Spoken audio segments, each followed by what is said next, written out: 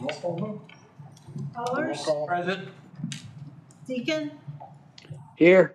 Hensley, Present. Lester, Here. Mealy, Present. Schwartz, Here. Spencer, Here. Spicer, Present. Wiseman, Wright. Present. I appreciate everybody coming out. We've got a couple items that really couldn't wait until next Monday, so I appreciate everyone coming in so that we get to these items taken care of and make sure they stay on track. First item is item number 3, stop loss insurance update. I believe, Mr. Crane, you're going to kind of lead that off. You should have a document in your packet as well. Thank you, Mayor. We brought this to the council last meeting and they approved going with Gerber Nationwide. And at that point, we worked on the final firm bid from Gerber Nationwide. And it came back a little bit higher and also had a couple of additional lasers. And Cassie with Wall Street's here to go through the details if you need any. But at that time, then we looked at what the best option moving forward was with that new information. And about that same time, Sun Life sharpened their pencils a little bit. So we provided a chart with you in your packet, and it's on the screen here as well. And after those final numbers came in with Sun Life and Gerber Nationwide, we are recommending going with Sun Life at the $150,000 deductible amount. With that, we'd be happy to answer any questions, or Cassie can provide more additional details.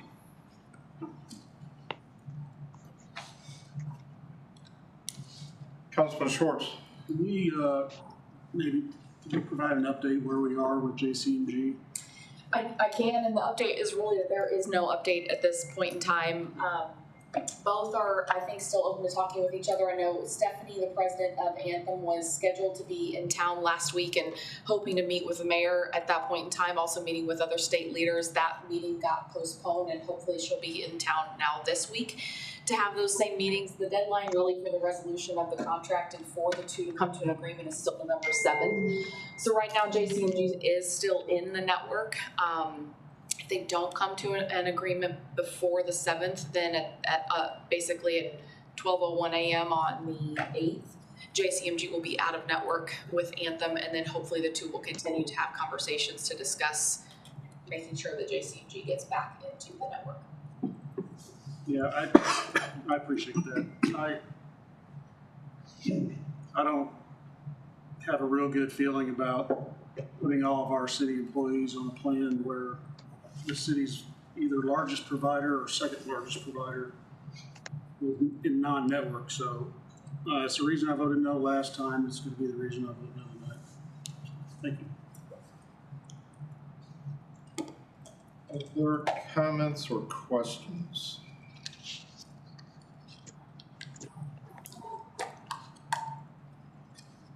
Councilman Allers. There's only one laser. I know I saw the pack that some of them had up to 3 lasers on them, but we're sticking with like the current one is here, where they get to laser one out. Did I read that right? You'll let Mr. Crane respond to that. Yep. Yes, that's correct. The Sun Life proposal only had the one laser at $900,000. Gerber Nationwide came back. We initially thought they were just going to have the one, and they came back and added 2 more in their firm bid. So that's why we've shifted back to Sun Life and why we're here tonight.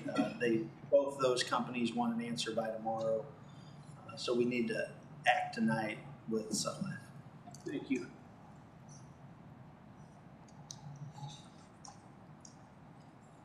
All right, well, you have a suggested resolution in front of you. How would council like to proceed?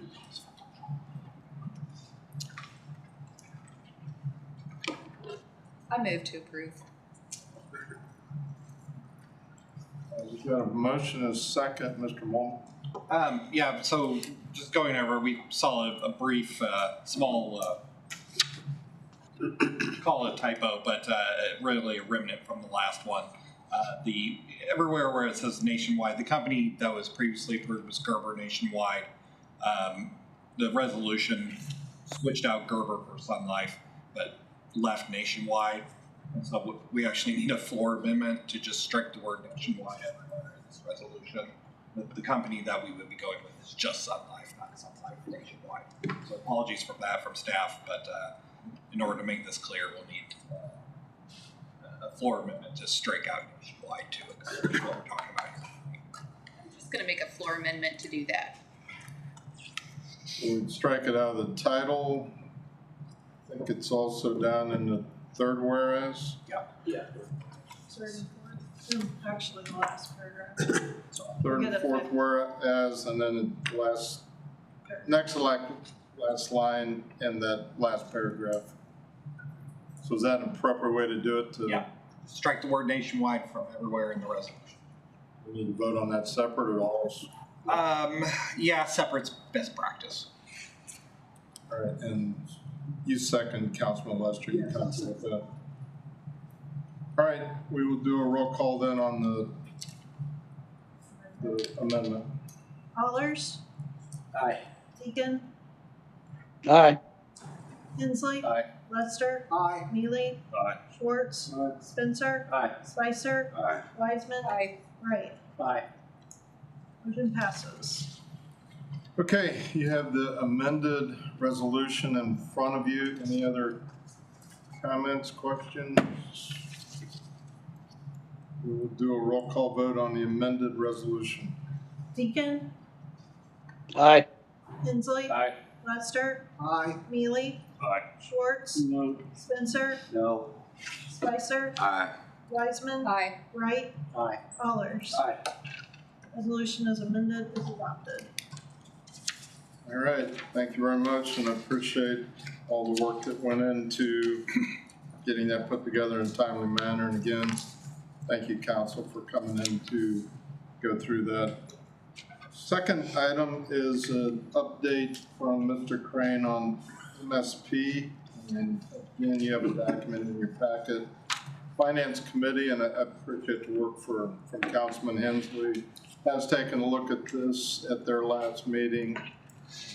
It is now kind of before you for, basically for information. Most of the pieces in there you've adopted, but we felt that we've made the commitment to get this site on track, what we committed, and we felt like we needed the documents so you could see all the pieces together, and equally as important, so our partner organizations. So again, Mr. Crane and staff have worked to get that document put together to kind of show you how those pieces line what we have committed to when we did the extension of that MSP project, I guess a couple meetings ago, and where we stand and hopefully what we can accomplish over the next year or so.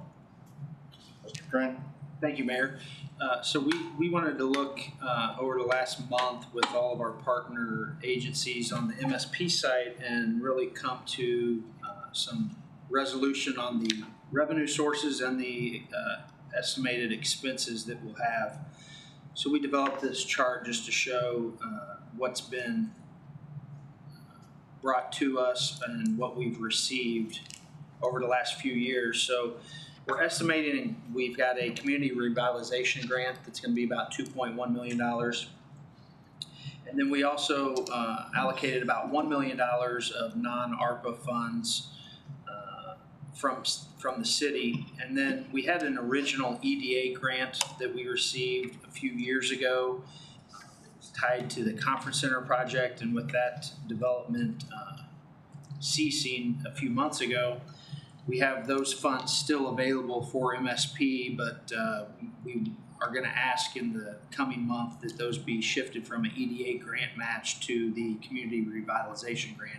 And that was about $1.5 million as well. The state of Missouri also committed to roughly half of the road cost to build that street. And speaking with the Office of Administration Director Ken Zellers, they would like to see that road on Chestnut done with parking on both sides of the street. So we updated our cost estimate. It's about a $2.2 million project. So that's roughly about $1 million of state funds. And then the counties had road and bridge fund money that they allocated for MSP road projects, and that's about $1.5 million. So all in, we've got about right at $7 million of funding that you'll see on that chart to do quite a bit of work to get us ready for development at MSP. And if you see below the expenses, we have what's known as the shoe factory. Housing Unit 2 is on our list, but it's actually on state property, and we've pitched the idea to OA that while we're demoing other properties there, if they're interested in potentially using some of the money that they've already spent there, we could do that and maybe get down Housing Unit 2 at the same time we're doing the other buildings. Housing Unit 5's always been in, and then Housing Unit 5, the corridor to Unit 1's also on there. And it leaves us quite a bit of money to really do some beautification, trails, and streetscape projects there, as well as demolition of a majority of the wall, but leaving some of the guard towers and some of the walls standing. And then that Chestnut Street is also on that as far as expenses. So with all the demo, the beautification, the wall demo, and Chestnut Street, we're right around $7 million. So this is information purposes. We did submit this to the Finance Department Committee at the last Finance meeting. And we will be bringing one action item back, which is a reallocation of those EDA local grant match funds to the council for approval, so we can now shift those to the community revitalization grant that we received. We'd be happy to answer any questions. Questions? Councilman Spencer?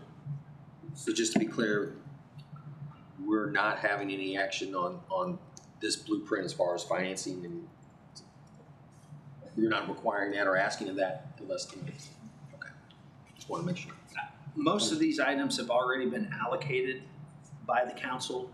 Like I said, the only one that is still got a question mark is the EDA funds. And remind Sheila, what was the source of those EDA grant match funds? Was that the 75-25 funds? No, in 2021, when we got the EDA grant, the matching funds came from the joint city-county project in sales tax 45. So on November 6th, there will be a bill that's just requesting the reallocation of $1 million from where it currently sits as matching for the EDA grant to matching for the community revitalization. And that was sales tax G in the previous iteration, not the current iteration. Correct.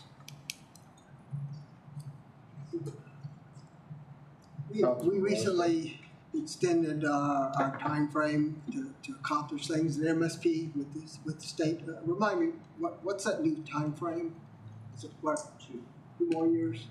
Yeah, 2 years from July. How confident are we that we'll accomplish this within that time frame? Well, that's one of the reasons why we've been working the last month to try to get this to a point. So we're meeting with OA next month, actually next week. November's here. So hopefully we'll get some good feedback from them. I think as long as they see some progress going on, they're going to work with us on the timeline.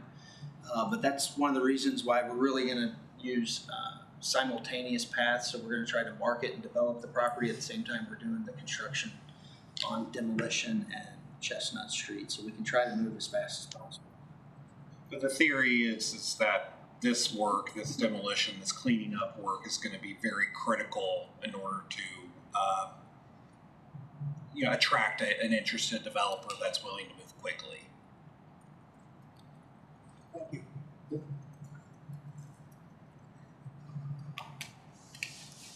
All right. This is to item 5. We're going to adjourn this. Councilman Miller? Yeah, thank you. I wanted to make a motion tonight that we move this closed session into open session. I've been having conversations about this today. I feel like the citizens of Jefferson kind of are owed this conversation, and to be transparent and open government to our citizens that we serve. So I would like to make that motion that we have those discussions with the public invited. I'll second the motion. Motion and a second. Any further discussion? Councilman Alves. So are we discussing contracts or possible contracts and all that and money wise? If we do something along that, I'd like to keep that in closed session until we have something that we could bring out in front of. We have sought legal advice on that. I don't know if Mr. Molman wants to make any comments, but I mean, we certainly do as much as we can in the public, but the advice, as I understand it, was this needed to be done in closed. I don't want to speak for you. You can. The topics that are prepared for closed session follow within the exceptions of this check roll. And at this time, it is my advice that the discussion be held in closed session. There could be future instances where we come out of closed session to talk about this in the future. I wouldn't say tonight, but tonight's topics I think are appropriate for closed session. And just to add to that, I mean, the sunshine law is a permissive statute. You know, you don't have to use it. It's there if you want it. And I just feel like we really don't need it. I you know, had a lot of conversations today, and there wasn't a strong argument made to me for, you know, something would happen if we did close this from the public. So, you know, I ran on government transparency. I work in government transparency, and I think it would be a fine conversation to have in public. So that's why I was open up.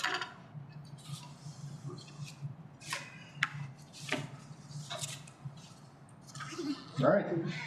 Go ahead, Councilman Lester. We've already made an announcement that we're going to have an event tomorrow. Language. It looks like to me the main thing with the next part of the agenda is language related to the solicitation of qualified developers. It seems like a solicitation. I don't know what. I'm having a hard time understanding what's so important about it being closed. Let's just vote on it. Well, again, advice for our legal counsel. I mean, that's why we have legal counsel, to try to keep us in compliance. The recommendation was that we do it in close. So that's what was presented to council. There's a motion to not accept that advice. That's up to council how you want to address it. Again, I think we've gotten pretty good advice from our legal counsel in the past, so I did. If I could just add, you know, in conversations today, it is, of course, up to the council to decide what we want to do in closed and open session. Don't see anything too closed about this material. Well, it's in front of Councilman Schwartz. We hire staff for a reason. We want their opinions. I'm not a lawyer. He's not a lawyer. I'm gonna take the advice of the lawyer. And let's just vote on this. Just go to roll call. All right, we got a request to go to vote, so we'll do a roll call vote on the motion on the. Hensley? Yeah. Lester? Aye. Neely? Aye. Schwartz? No. Spencer? No. Spicer? No. Wiseman? No. Wright? No. Allers? No. Deacon? Could you say that again, Councilman? Oh, my. Yeah, it was a no. My knife went muted. Absolutely not. Motion fails.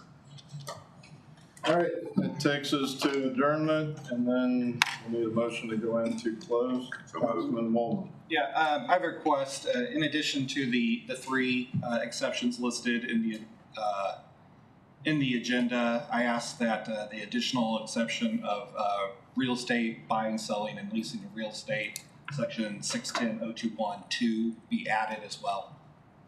It's an oversight when preparing the agenda. And I guess before we actually go to the adjournment, we need to read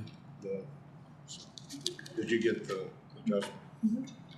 The chair will entertain a motion to adjourn the public session and pursuant to section 610-021 of the revised statutes of Missouri, go into closed session to discuss the following: attorney-client privilege, section 610-021-1, real estate, 610-021-2, specifics for competitive bidding, section 610-021-11, and sealed bids and related documents, section 610-021-12.